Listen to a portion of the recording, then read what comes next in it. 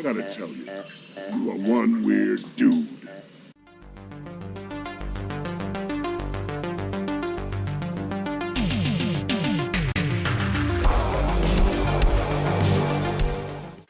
Hi, this is the Professional Amateur Hour coming to you with another review. This week, I checked out Hell Comes to Frogtown. And this 1988 film was directed by Donald Jackson and R.J. Kaiser and stars Roddy Piper, Sandal Bergman, and Christy Sommers, among others, of course.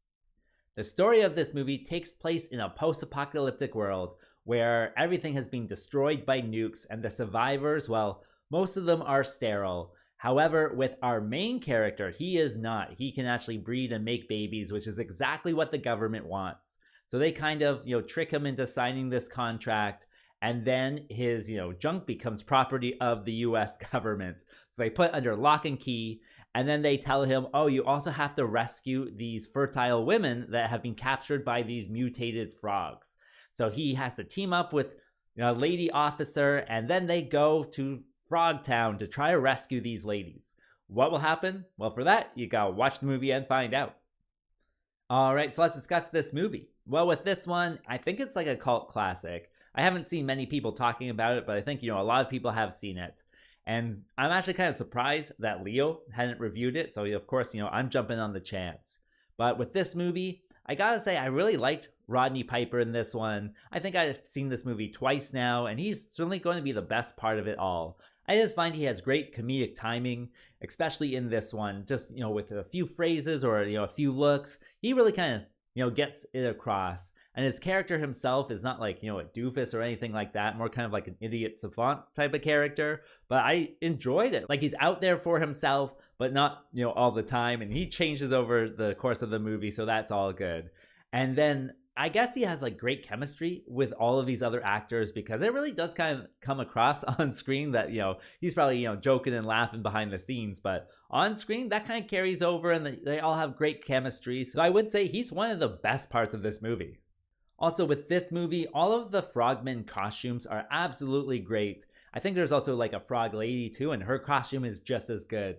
After all, if you're going to have like frogmen and mutated frogs or newts or whatever it is on screen, why not do a good job with it? And they have done a great job, and there's certain ones with different characteristics.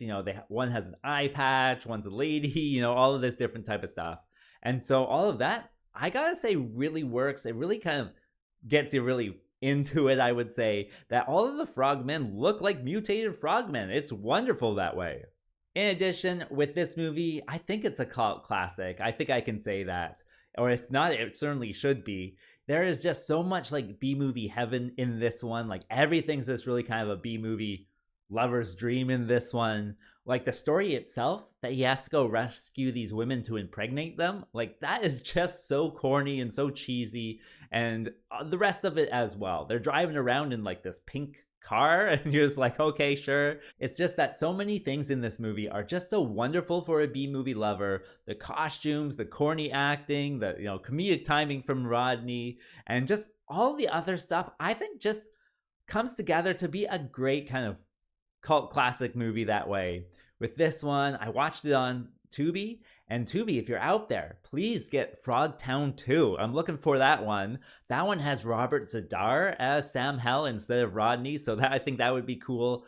But with this one, it's a lot of fun, and I do recommend it if you've never seen it before.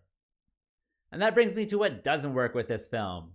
Well, not much, I would say. I would think that, these sex scenes, they are quite awkward. After all, that's kind of the undertone of this whole movie, that he has to go, and knock up these ladies. But they kind of like try to have sex with him along the way as well. And it's just so awkward. Like, every time it happens, she's being like taught how to seduce, but it's like the most awkward thing you've ever seen. So it actually kind of like turns into cringe, I would say. And then, most of these things, like, one person's really into it and the other person's like against it. So we also get like that kind of stuff going on. I think there's also like one non-consensual sex as well. Well, I guess they give like consent the next morning, but like at the same time, like, it's like, oh, that's not really how that works. And so, that's in there as well. So it certainly has these awkward sex scenes, but the rest of it's pretty fun. What else can I say?